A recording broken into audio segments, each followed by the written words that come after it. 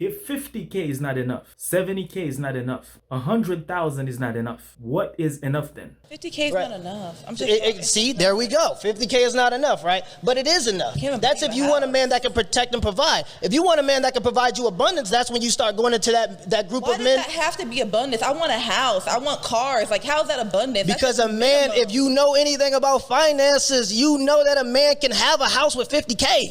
You know that. Not the But house see, I want. women don't even You're have right. a concept of the money. Not the house you want. Not the house I want. Not the house you want. Make 70 1,000? a year. Ooh, no. That's only 35 Yeah, an that's hour. pretty basic. What do you mean? $35 is good money. No, I get paid 31 an hour, 32 an hour, and that's like shit. No, but listen to what he's saying. Wait, so what if he's making something like yours, it's not okay. So I can't be with a man that makes $100,000 a year or less.